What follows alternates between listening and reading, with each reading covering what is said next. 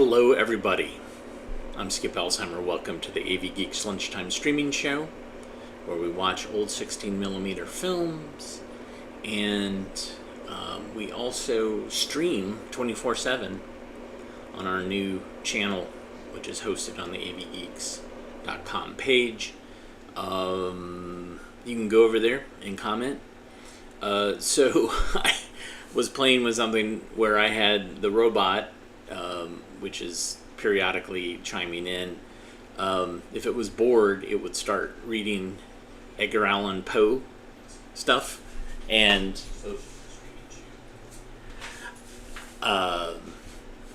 so it read quite a few poems by Poe, but I don't think that's appropriate. It was a whim.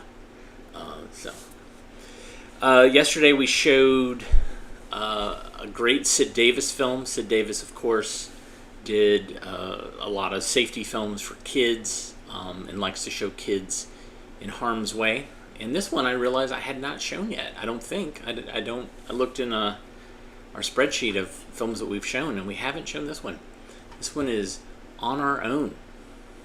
Enjoy.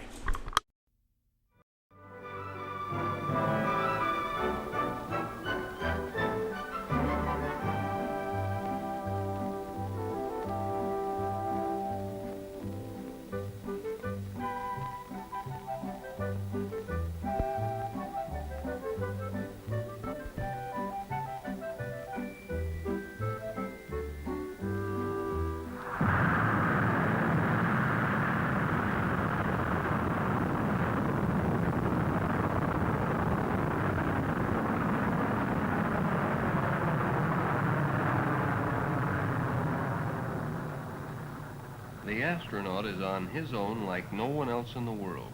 When he's all by himself miles above the Earth, it's his responsibility to do the things he's been trained to do without hesitation or question. Bob is on his own too. As an older boy, his parents expect him to share responsibility. So today it's his responsibility to see his little brother get to school safely.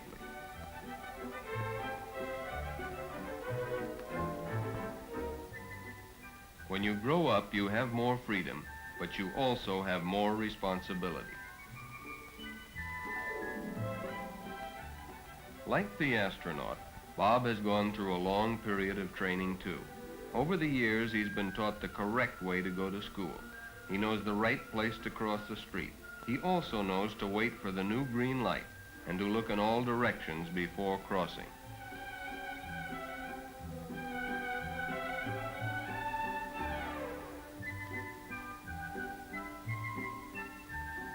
On streets with no sidewalks, Bob has told his brother to always walk facing traffic so that he can see the oncoming cars. Bob's brother walks in front of him so Bob can keep an eye on him. Traffic engineers have gone to great expense to design safety devices for the pedestrian. But to be safe, the pedestrian must be willing to use them. The decision not to take a shortcut is often difficult.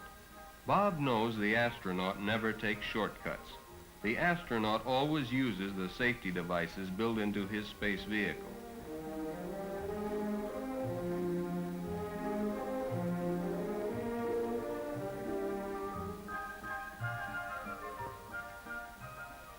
So like the astronaut, Bob knows that when you're responsible for your life, as well as the life of another, it is adult and smart to use the safety devices afforded you.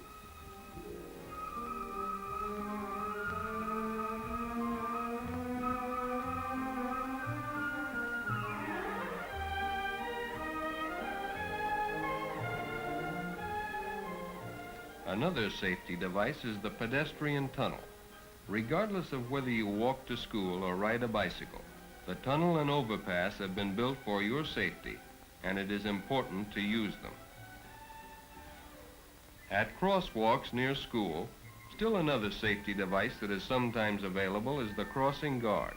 This might be a policeman, a civilian guard, or an older student. But regardless who it may be, it is your duty to use this service and the guard's responsibility to see that you have a safe passage across the street. Setting a good example for younger children and carrying out your responsibility in an adult manner always gives you a good feeling.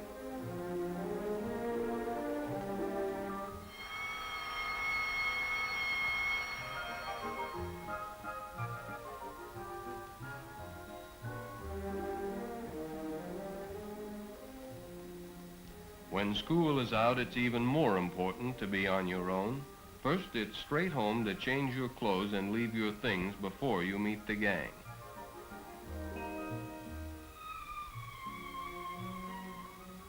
It's a temptation for you and Mike when you're in a hurry to break the safety rules. It's a nuisance to be delayed until the wait signal changes to walk when the old green light is still burning.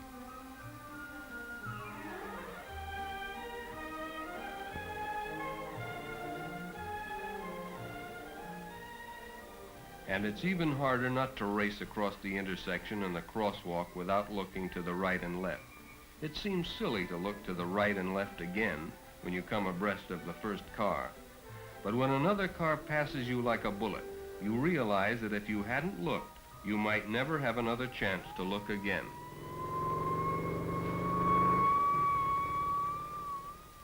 During the training of an astronaut, he learns many things. Not just the rules of safety that must be obeyed, but he also learns to exercise good judgment.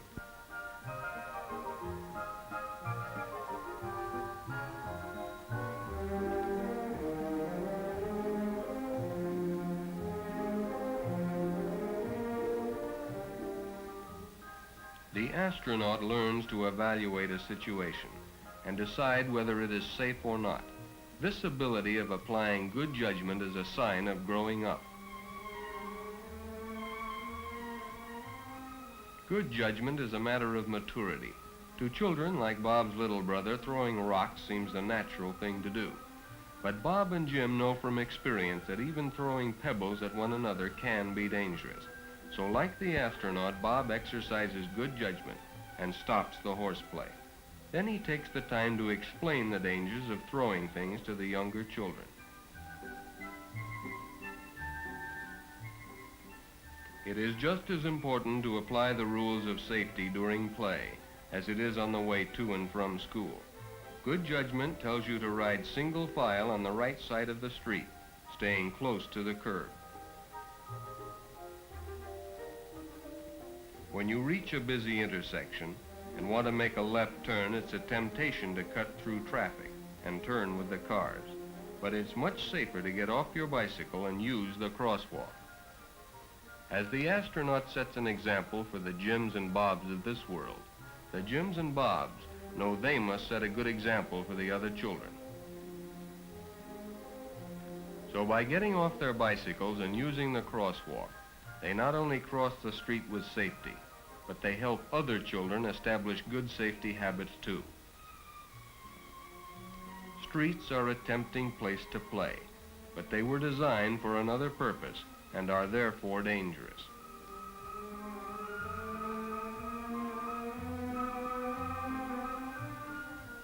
Bob and Jim know this, and though they would like to stop and join their friends, they also know they'll have a better time at a playground that was designed for play and fun.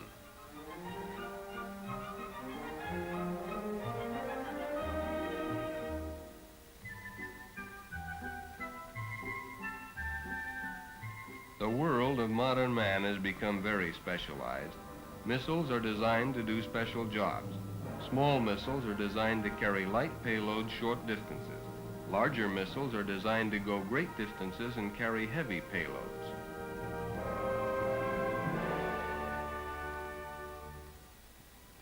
Our streets have become specialized too. City streets, like small missiles, are designed to carry light traffic short distances. They are therefore safe for pedestrians and slow traffic. There are special highways built for fast, high-speed traffic and are therefore dangerous for the pedestrian or bicycle. The boys know they have the freedom of choice, but they also know they have the responsibility of good judgment. So like the astronaut, they exercise that good judgment and keep to the residential streets. Astronauts practice long hours so that during a flight they do the right things automatically without having to consciously think about them. This is called conditioned response.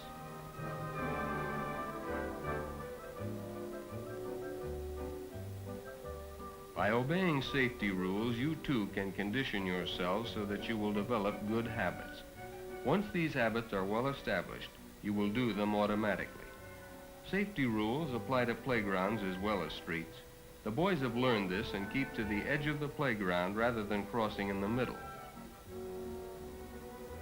In the heat of competition, misunderstandings often arise. Arguments ensue and tempers are lost. Sometimes it seems the only way is to fight for what you think is right.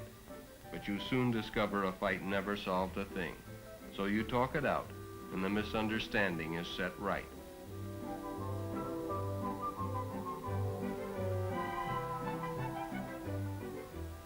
Then you shake hands and begin the play again.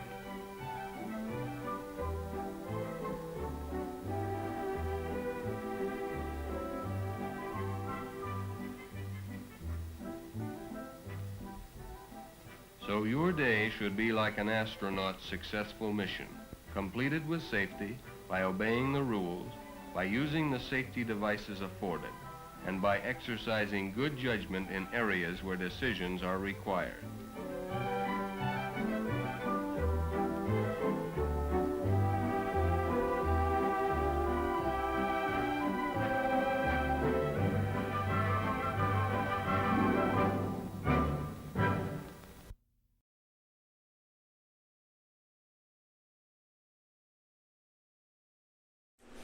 That narrator does a lot of the really horrifying Sid Davis films, like Boys Beware, Girls Beware, The Strange Ones. So even if there's something innocuous on the screen, hearing his voice always gives me this sense of dread that something horrible is going to happen. It's been a while since I've shown this one, and it kind of popped up in a search that I was doing. I love the idea that I think this is made for the military, maybe the Army or Navy, but the idea is like, oh, we have all this equipment, like, that we're going to throw at you for audiovisual stuff, but we really want to be able to give you a sense of how to use it effectively, because yes, as you know, just having that data, having that content, and having that equipment does not always translate into really teaching people. So this is using visual aids properly. Enjoy.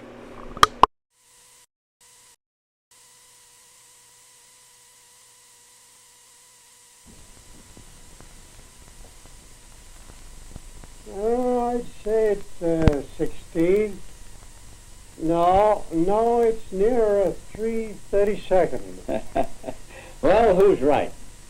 And what's wrong with the steel rule? Well, the steel rule's all right, but not for that kind of measuring. Why don't you try a vernier caliper? We might, but we'd probably use a micrometer. One of these.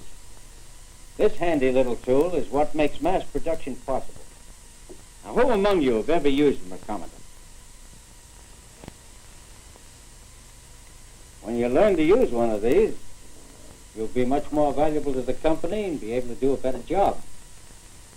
Now, after you've had a chance to look over the mic a bit, you're going to see a motion picture that'll teach you how to use it. You get the idea, Richards, of preparing the group to see the film. They saw for themselves the limitations of the steel rule, and I showed them the advantage of learning how to use a micrometer. A chance for a better job.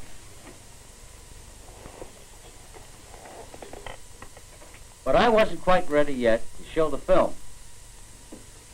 In watching the picture, I want you to notice particularly that the micrometer scales are based on the decimal system. And note how carefully you have to handle it. Particularly watch the film to learn how to use and read them.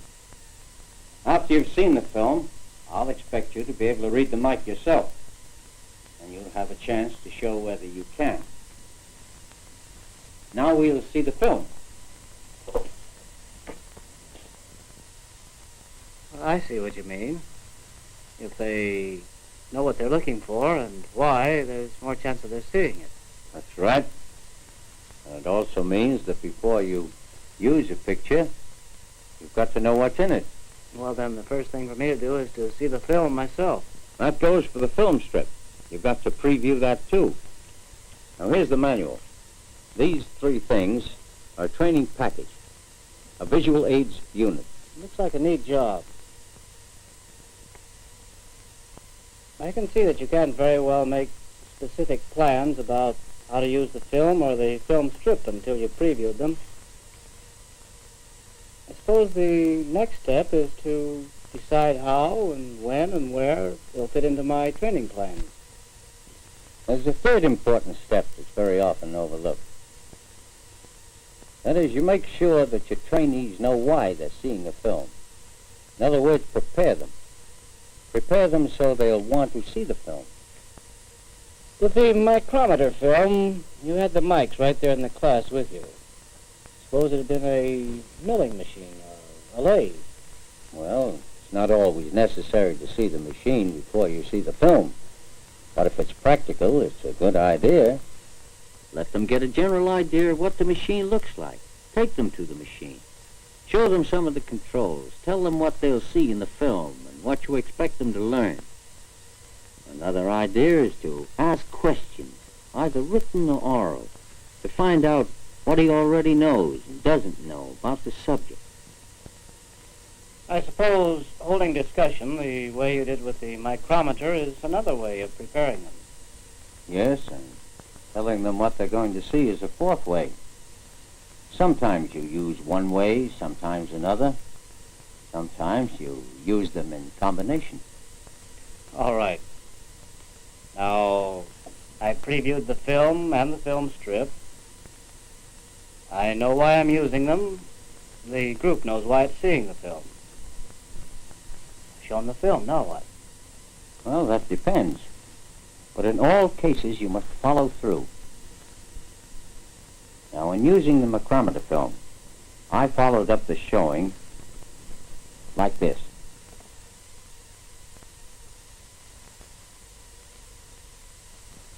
Well, what do we know now? I think it looks pretty easy. I didn't quite understand what he meant by the feel of the micrometer. What about measuring a round piece of stock? How do you know when the mic is on the diameter? When you're checking a mic for accuracy, how can you tell the standard's correct? All right, those are good questions. Maybe this film strip will help us find the answer. Then I use the film strip to review and emphasize the high points in the film. The questions on the film strip developed a lot of discussion. Do you think it'd be a good idea to test them right away? For instance, why not draw the thimble and scales on the blackboard to see if they can read them correctly? Yeah, good. That's all right. But I use the film strip. And look, here in the manual, several frames, you see, are test questions. Take frame 8, for instance.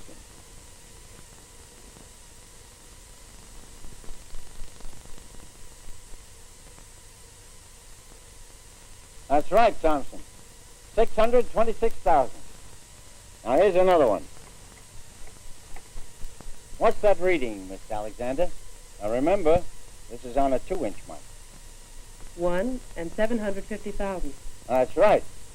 Now, let's review the part about inside measurement.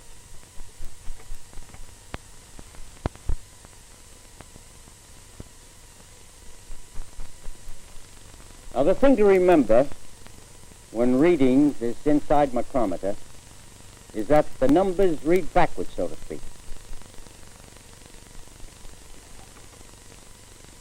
Chroma, Can you explain why those numbers read from right to left?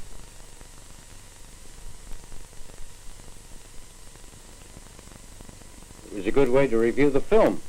Gave everyone a chance to see if he could read the micrometer. You ever show the film the second time for review? You would. You might find there were points that were not clear at all.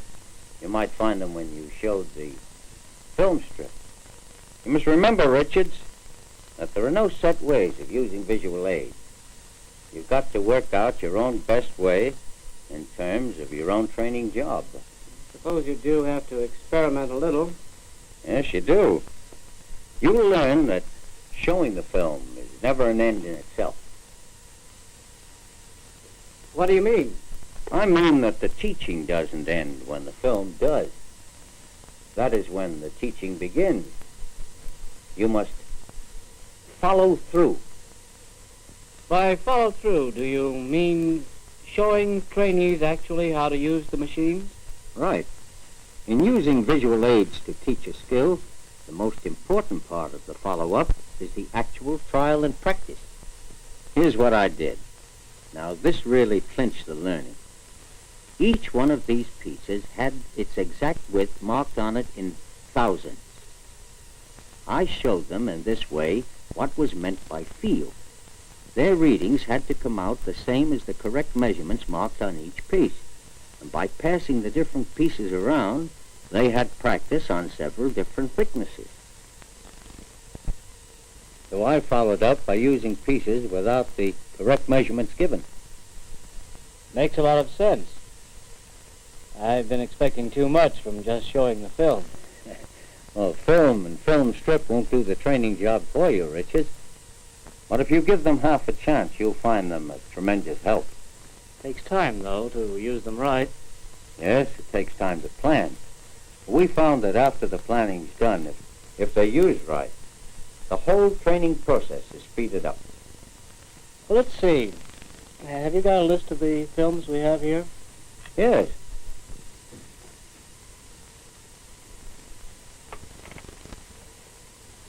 Here's one.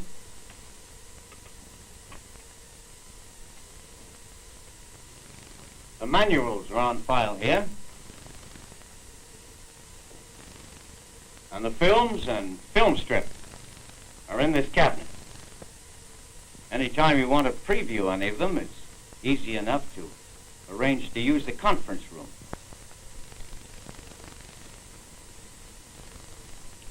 In the meantime, I'd like to check this list against my training schedule. A quick way to find out what's in a picture is to look through the manuals. And then if the film has in it what you want, preview the film and the film strip too.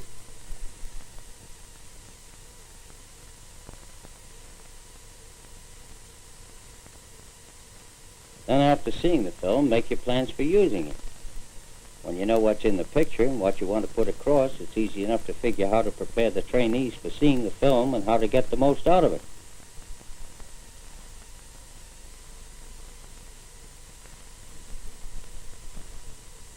Finally, there's the follow-up. And the film strip can be used here, but remember, the film strip is only part of the follow-up. Then you'll get the hang of that and work out your own method as soon as you've used a few of these visual units.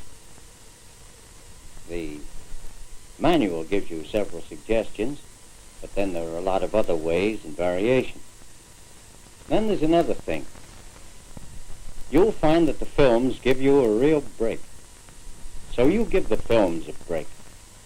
Keep the shades pulled down tight. Keep direct light off the screen. Get the equipment set up before the group comes in. Have both projectors set up, threaded and focused in advance. That will save time. And of course, arrange the seats so that nobody's head gets in the way of the picture and so that everybody can see the screen. Thanks a lot, Murphy, for all the help you've given me. You know, you've talked so much about that micrometer today that I want to learn more about it myself. Mind if I take this film with me? Not at all. Go ahead. That's fine.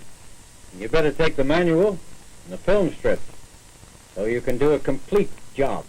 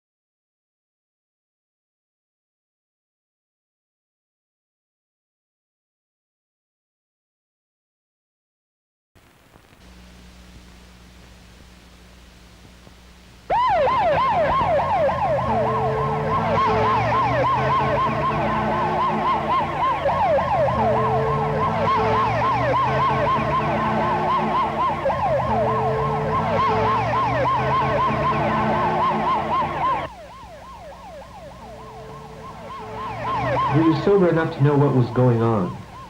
Yeah, well, some of it. I remember bits and pieces here and there. Well, what happened next? Well, when we got to the hospital, they took her out of the ambulance and they moved her down to the... It seems as if I've heard this story 100 times. The names and faces change, but everything else stays the same. They had too much to drink. There was an accident. Somebody's taken to the hospital. And then the police investigation. Mike and Kathy were drinking. They had a serious accident, and they were referred to our program.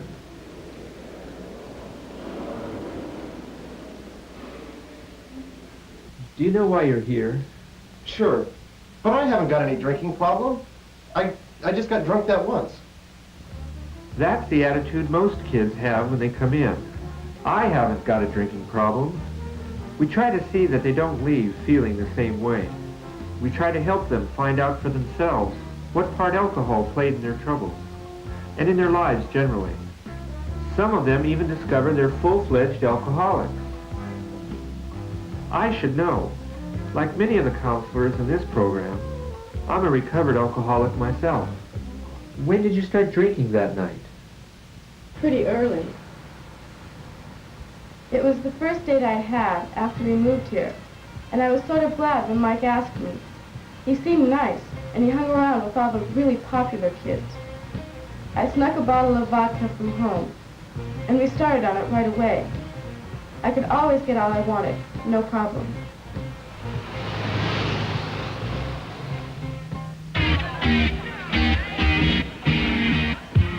By the time we got to the disco, we were both pretty high. I'd really loosened up, and I began to feel as if I'd known the kids all my life.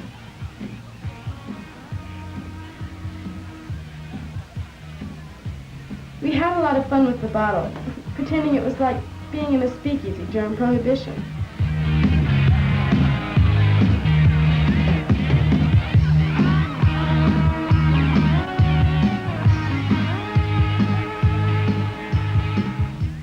I was getting plastered, more than I've ever been before.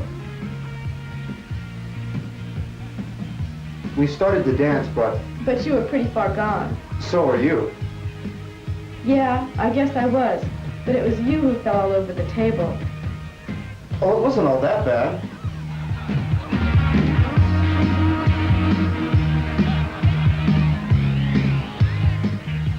I had it with that place anyway. And when they began to hassle us about drinking, we left.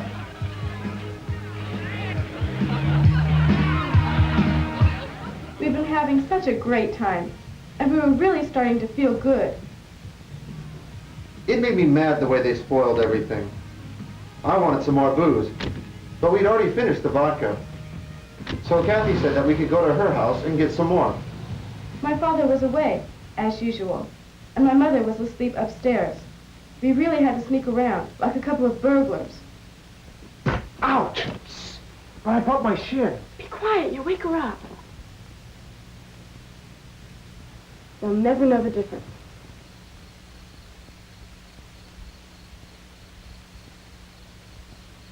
I was still burned up about that guy in the disco. But anyway, we had the bottle, so we took off. To do some serious drinking. Well, yeah, sort of. Do you usually drink that much? No, but I just like to have a few beers once in a while. Have a few laughs. Just feel good, you know what I mean? Well, it makes you feel like you really are somebody. For a while, anyway. How about you, Kathy? How long have you been drinking? Oh, I guess I've been drinking ever since I was 13 or so. I don't remember exactly. But that was only the second or third time I've really gotten drunk. I just drink to keep me from feeling bad. Vodka, usually. It's pretty strong, and no one can smell it on my breath. I always keep a little vodka in my purse. That's what gets me through the day. Well, why do you drink that way? To keep from feeling lonesome, I guess. Because I am alone most of the time. Kathy and her family moved here just before the fall semester began.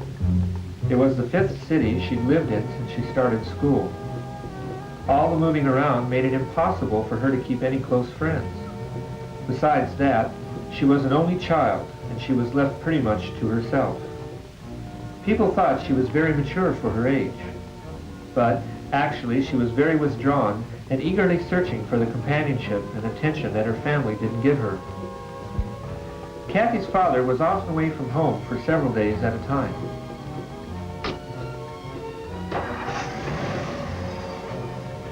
Kathy's mother always became involved in a lot of volunteer organizations as soon as she moved into a new place. It gave her a sense of belonging and helped her fill in the days when her husband was away. Even though Kathy's mother seemed to be very outgoing, below the surface she was just as shy and withdrawn as Kathy was.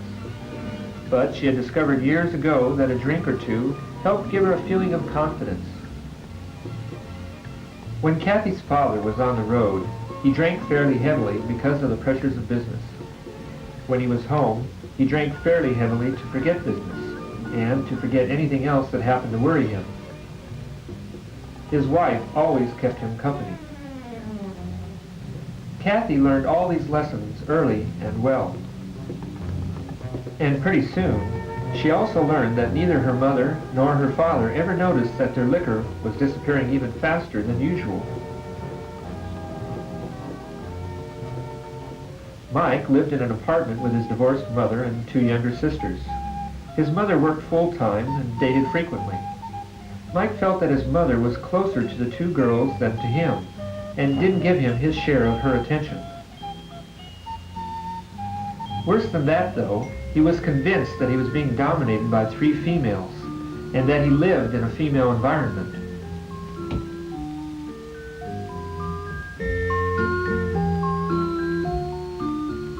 When Mike's mother did call him the man of the house, it only meant that he was needed for babysitting, either after school while she was working, or when she went out on dates. Mike knew that life wasn't easy for her, but he wished that sometimes she could see that it wasn't easy for him either. There were times when he felt he just had to blow off a little steam. Downing a few beers with the guys and horsing around was his way of getting away from the female atmosphere at home. Well, after a couple beers, I felt really great. Like I owned the world. I knew exactly what he meant. Back when I was drinking, I had a lot of the same weird ideas about what alcohol did and didn't do for you. Just the way most people do, I guess. For instance, I always thought that a few drinks really turned you on. But I found out later that alcohol isn't a stimulant at all. It's a depressant, like a sedative, something that helps put you to sleep. At first, it often makes you think you're stimulated, because it blocks out the inhibitions you normally have. It does that by deadening your central nervous system, so there's no real communication between your brain and the rest of your body. And this starts with the first drink or the first beer you take, even though you might think it isn't affecting you at all. When you keep drinking more and more, because you want to feel better and better, your nervous system gets more and more depressed. And pretty soon you're just out of it.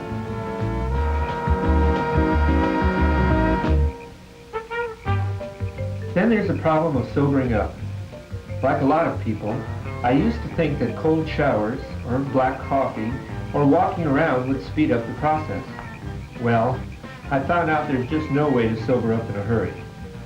Before it can get out of your system, alcohol first has to go through your liver. And your liver can handle only about half an ounce of alcohol per hour. So the only way to sober up is just to wait it out. The same goes for the hangover. Everybody's got a favorite cure. I used to have a couple myself, but none of them ever works. And having another drink is a especially big mistake. That only prolongs the pain. You just have to suffer through it all, and maybe realize that your body's trying to tell you something. Did you ever think you might have a drinking problem, Mike? Not me. I only drank the hard stuff that once, when we had the accident. I like beer. Well, do you know how much alcohol there is in a can of beer? Not very much. Well, it has the same amount as there is in a shot of booze. So figure it out. If you put away a six-pack in 1 hour, it's the same as having 6 belts in 1 hour.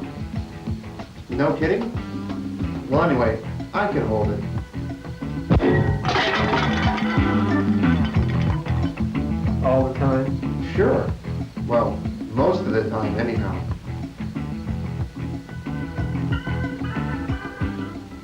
And you never thought you might have a drinking problem? Tell me, Kathy, what do you think an alcoholic is? Well, it's someone who's sick. Like you said, you used to be. That's right. Alcoholism's a disease, just like heart disease or cancer. But how would you describe an alcoholic? I guess the real bad ones, like those bums you see on Skid Row. Not necessarily. Some studies have shown that only about half the people on Skid Row have drinking problems, and only about 3 to 5% of all the alcoholics in the country are on Skid Row. About 70% of all alcoholics are married and have jobs, and live pretty much like your neighbors.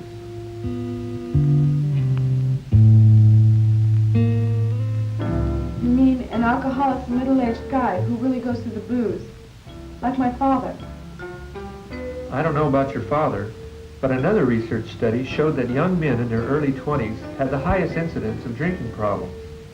Besides, it's not necessarily how much you drink that shows whether you're an alcoholic or not. It's when you drink, and how you drink, and most important of all, why you drink. And another thing, you spoke about guys. Well, maybe you didn't know that more than 30% of all the alcoholics in the country are women. I guess I don't know that much about it. How do you describe an alcoholic?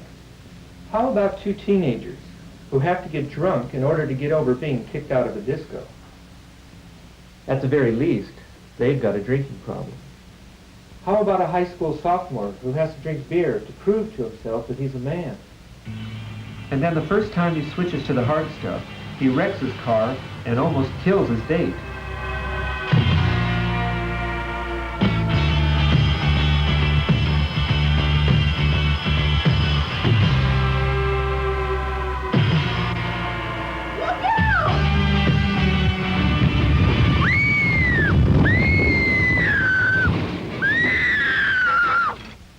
Or a 16-year-old girl who sneaks a sip from a bottle in her purse because she can't face the world sober.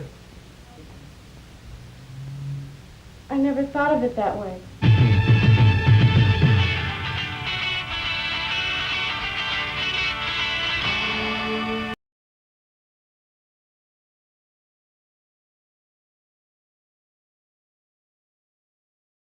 Sid Davis, but I love it. I love it. Some disco dancing, some drinking. Okay, what do we got here? Urban Sprawl. Do we love it? Thumbs up, thumbs down? Let's see.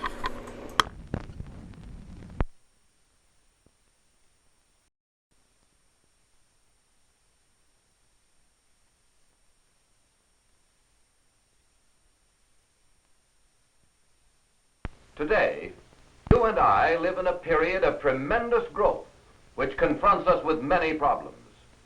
Across the United States, new homes are springing up by the thousands for our rapidly growing population. Because we are an industrial nation, most of the people must live in urban areas. The growth of these regions presents one of the biggest challenges facing our nation, the problem of urban sprawl.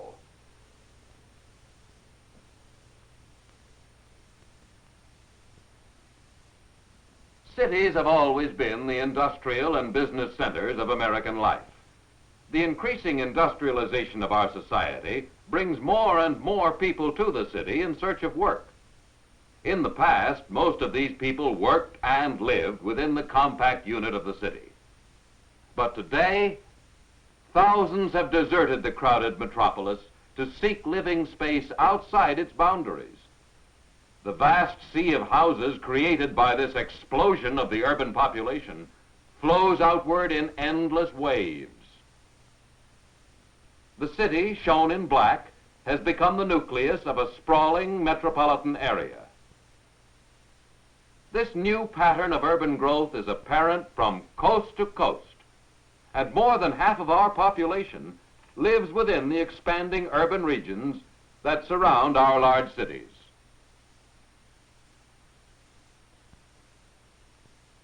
The automobile is an important factor in the spread of urban areas. Traveling over modern highways, people can escape from the crowded cities and move outward in search of open space to build their homes and raise their families. One subdivision after another leapfrogs across the landscape, competing for valuable land space. Man, with his modern machines, is consuming land at a frightening rate. Across our nation, about 3,000 acres are cleared every day to make room for the growing ranks of suburban dwellers. Fruit trees that have grown for years fall in seconds before the steel blade of the relentless bulldozer. And fertile soils that once supplied a harvest of farm crops are rapidly disappearing beneath rows of houses.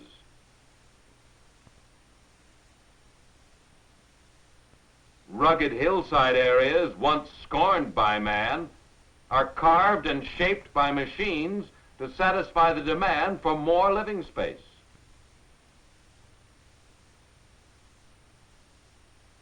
The terraced lots stand like giant stair steps awaiting the onward rush of urban sprawl.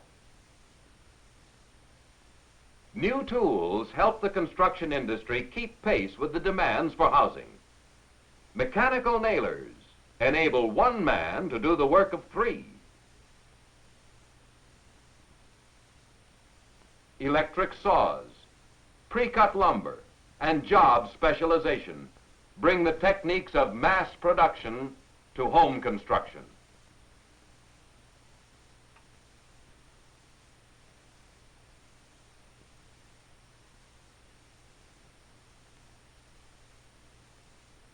Every day, as foundations and floors are laid down for more houses, the burden on public services becomes greater. Additional pipelines are laid to carry water to each new development. Sewer connections are needed for every family unit, adding to the problems of sewage disposal. Mile after mile of electric power lines are installed to light homes and streets, run washing machines, and energize the television sets of the suburbanites.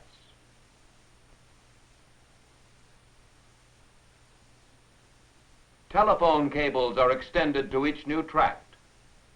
This spreading web of pipes, cables, and highways binds suburbia and the city into one vast metropolitan complex.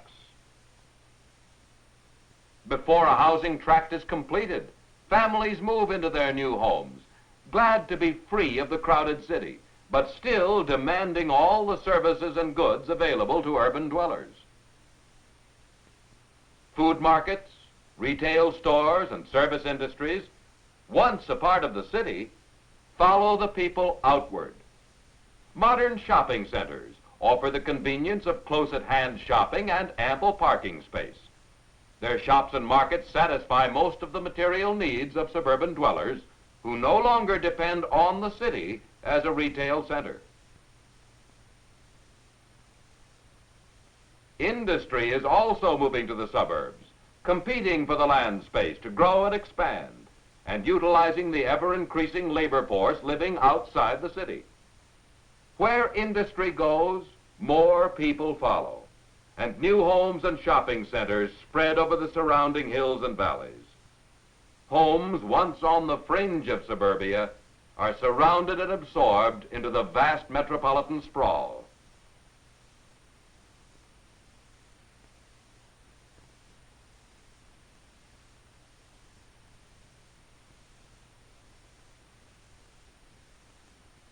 Onward and outward go the subdivisions. One development here, another down the highway, competing to lure more people to the open spaces. Each housing tract is the dream of a subdivider who claims the finest in country living. But unfortunately, he seldom has the guidance of an overall plan that relates his subdivision to the total metropolitan development. As a result of unplanned urban growth, this California valley of 1950, with its compact communities surrounded by rich farmlands, became this cluttered, haphazard patchwork of housing, a sprawling suburbia of the 60s. This characteristic pattern of urban sprawl is found around all our large cities. Eventually, as one subdivision blends with the next, urban sprawl destroys open space, the very thing that people are seeking in the suburbs. It creates ever-increasing problems of administration. How can city services be provided for each new tract? Who will be responsible for police and fire protection, for schools for the children, and road maintenance for the new streets?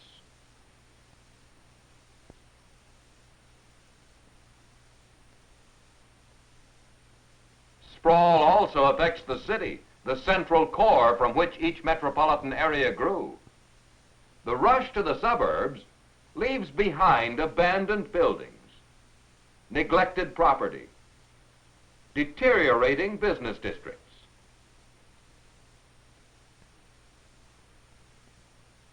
In an effort to correct blighted conditions, city lands are re-evaluated, and undesirable areas are leveled to the ground.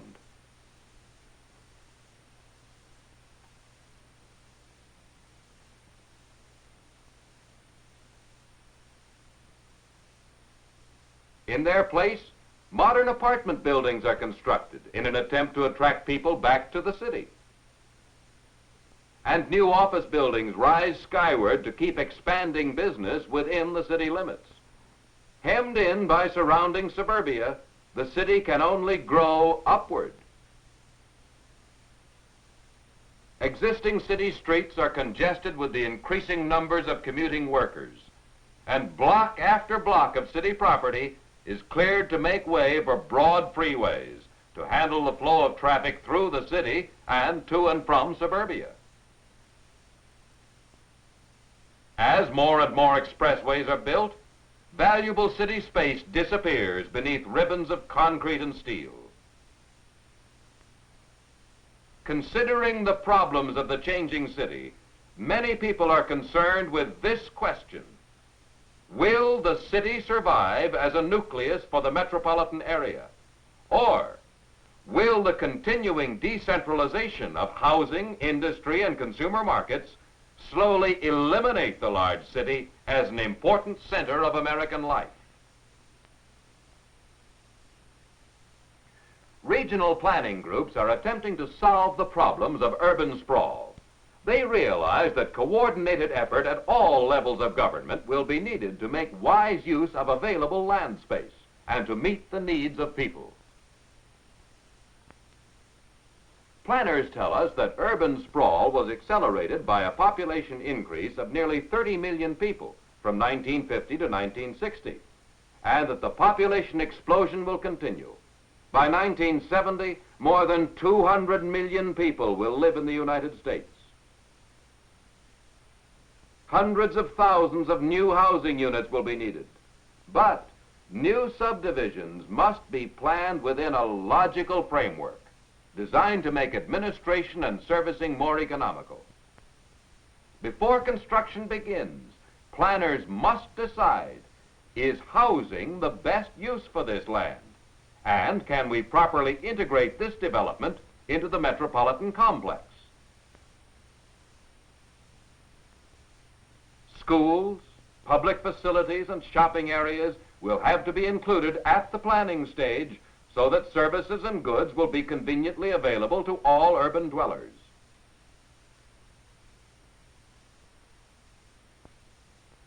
In addition, more industrial areas will be needed to provide jobs and goods for our growing population. These areas must be zoned close to transportation facilities and available labor forces. Industry is best suited to level land, and far-sighted planning may set aside some of the best land for industrial use and utilize hillsides and other marginal areas for housing.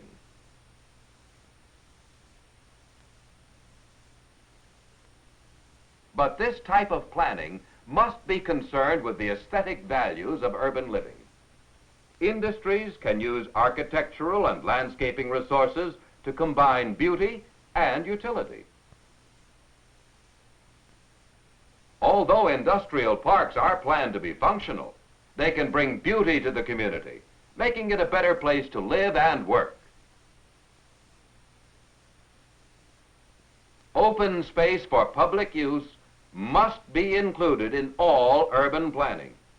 Parks within the community where people can enjoy their leisure time. Recreational facilities close to the metropolitan area to meet the needs of active people. And just plain open space where families can get away from the pressure of modern living and enjoy the land on which they live. One of the misfortunes of urban sprawl is the loss of prime agricultural lands. More than half of our most fertile soils are in rapidly growing urban areas. At present, science and technology can offset this loss in farm production. But what of the future? Someday, these soils may be more valuable for their food-producing potential than for living space for urban dwellers. Now is the time to decide. Do we need to protect these lands against urban encroachment? By zoning land for agricultural purposes, fertile soils can serve their primary use, the production of food. At the same time, these areas can provide open space or green belts to help meet the aesthetic needs of urban dwellers. As more and more highways are constructed, urban sprawl will follow. And the crossroads of today's highways may become the centers of the metropolitan areas of tomorrow. A highway network planned to coincide with the best land use could play an important part in the effective control of future urban development.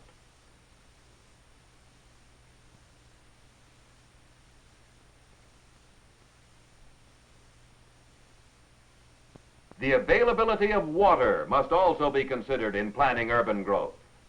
Urbanization requires an abundant supply of water, and growth in many regions will depend on man's ability to transport water to areas of need.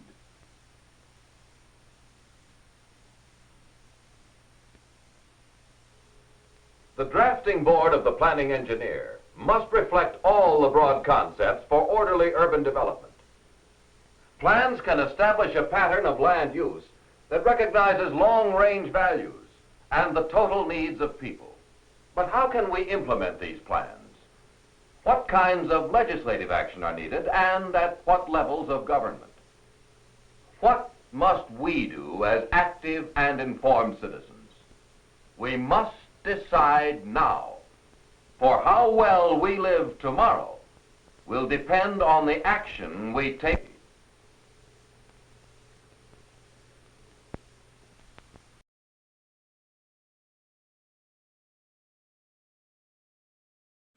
That was fascinating. I mean, that's the thing, is talking about things like this is implicitly boring, except when it's not, except when it's like, why is traffic so bad? Like, why do I have to drive like 10 miles to find a grocery store?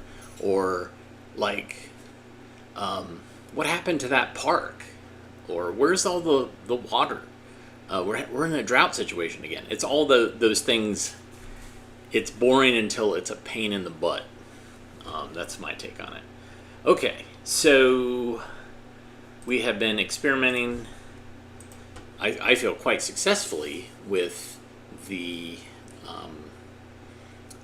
AV Geeks streaming channel, which is right here, is at tv.avgeeks.com. So why don't you join us over there and watch what's going on, and we'll watch this last film there. This is called Vocal Music, and I haven't shown it yet, so this is going to be a premiere. So join us over there, and then after the show's done, then we'll continue watching new stuff. Although I won't be there. I'll be maybe commenting. So here's Vocal Music. Enjoy.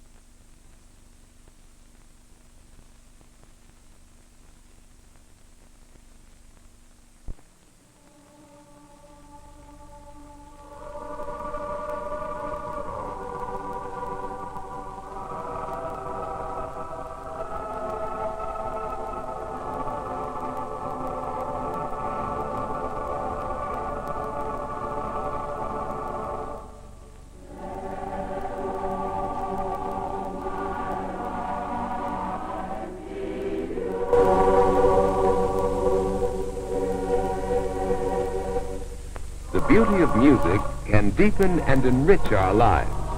The singers in a choral group share many values as they match and tune their voices into the blended harmony of creative music.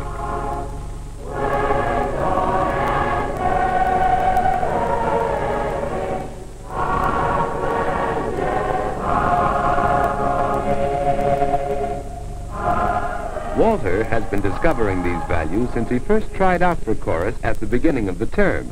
He'd never sung with a group before. Bob has been singing for several years, yet he knows there is still much to learn. The chorus gives him a chance to sing often under supervision. Edith needed friends. Joining the chorus helped her find them. And Laurel sings for the sheer joy of music and song.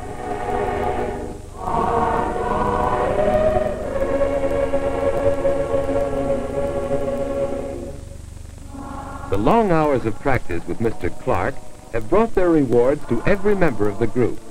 They are trained singers now, giving a performance as much a pleasure to see as to hear.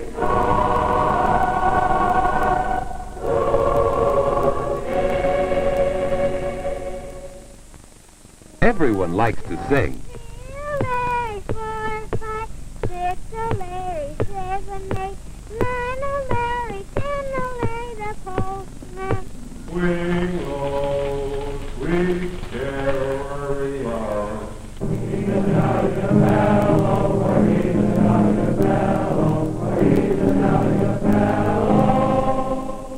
Yes, everyone likes to sing. Those who joined the chorus found that they had opened the door to the whole world of music, with all its pleasures and responsibilities. They learned that there are basic principles of voice production every singer should know. They began to understand that the voice is truly a marvelous instrument. They learned how it starts in the larynx, or voice box, where the sound is produced by vibration of the vocal folds. Some were surprised to find that the air from the lungs, the same air we use in breathing, causes this vibration. They learned that breathing is controlled mainly with the diaphragm muscle and with the muscles attached to the ribs. They found that the original tone is enriched by resonance, effected in the sinuses, nasal passages, mouth, throat, and chest. They compared the vocal instrument with an orchestral instrument. Like the larynx, the reed vibrates to produce tone, and as in singing, breath causes the vibration.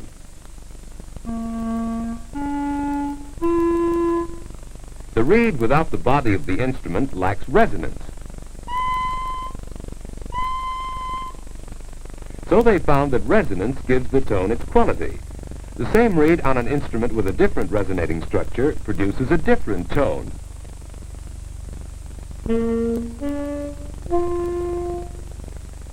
But Mr. Clark pointed out that one element tremendously important in singing is lacking in the music of orchestral instruments. This is the use of language, which adds the great dimension of poetry to our music. As he worked with each member of his group, Mr. Clark constantly stressed the basic elements of singing. One of the most important is good posture. Sometimes it comes naturally, but Walter had to learn it. Walter, your tone sounds tight. I'd like to show you this mannequin here. Notice that the dots form a straight line. Now, if you were to back up against a straight wall, as I'm backing this mannequin up against this straight board, you'd notice that the back of your head, your back of your thighs, and your legs would all touch. Bad posture will hurt your tone. It won't look well when you sing before an audience. You must remember that a singer is a performer as well as a vocal instrument. Now let's stand tall. Not tense. Let's let your hands rest at your sides and balance on the balls of your feet. Laurel had trouble learning to relax while singing.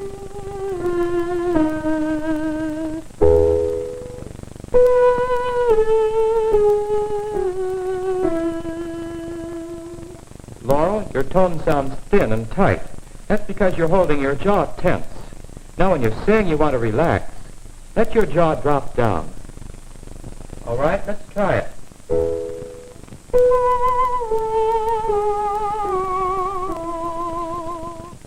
Bob hadn't learned how to control his breathing, and his tone was breathy.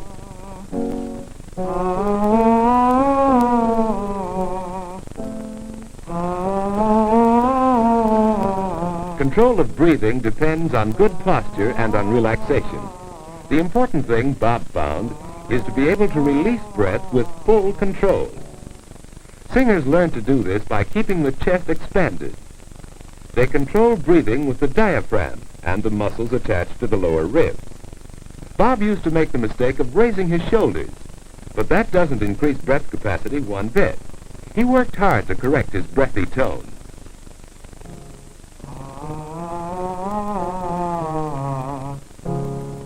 Bob, your tone is breathy. You're pushing the breath past the vocal folds much too fast. You must learn to be more economical with it. You probably feel a lift in your diaphragm or in the area of your diaphragm when you sing. Here's what your tone sounds like.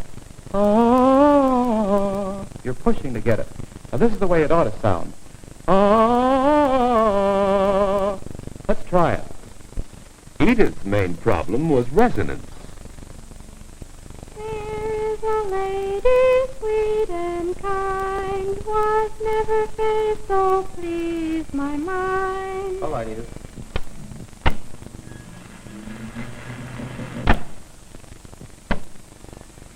There is a lady sweet and kind, was never faced so pleased my mind. Edith, your voice sounds thin because it's not resonated properly. It sounds nasal like this. There is a lady sweet and kind. Now if you can keep open up here and use all your resonators, it'll sound more like this. There is a lady sweet and kind. Would you like to try it again? Yes, I would. There is a lady sweet and kind, was never faced so pleased my mind. I did but see her passing by, and yet I love her till I die. And of course they all worked on good diction, crisp consonants, clear pure vowels, and projection of tone. Wait a minute. In the word life, there's a diphthong. Just now you sang life when it should have been life. We worked on that yesterday, remember? Make the E that ends the I short. All right? Let's try it.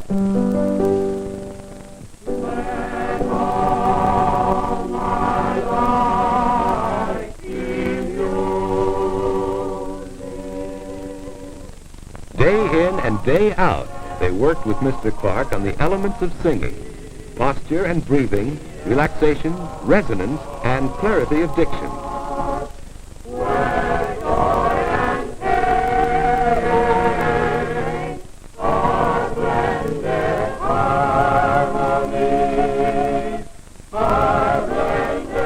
The climax of the year's work is their spring concert, when they share with others their joy in singing.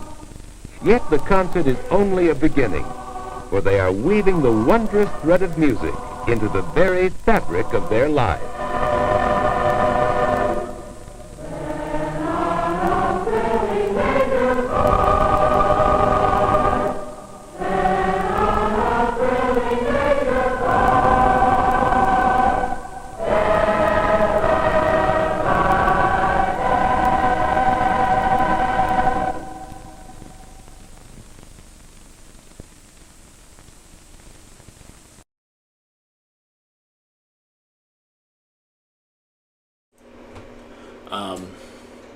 Thanks everybody for watching today. I hope everybody has a great weekend.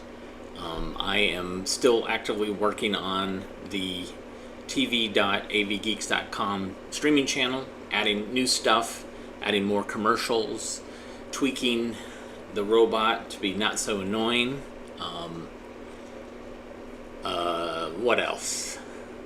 You know, if there's other features, if you're on that site, you can comment, and I'd love to know what you would like. Some things I could do, some things I can't, but I'll at least consider everything. In the meantime, if you like what you saw, you can always donate via the Super Thanks button in the YouTube comments, or you can hit like and subscribe. You can also support us via patreon.com/avgeeks or ko-fi /avgeeks. And if you're on the channel, there is a Amazon wish list of supplies that we are actively always looking for. So that's another way you can support us. Or you can just tell other people about what we do. But thanks so much for watching. We will see you all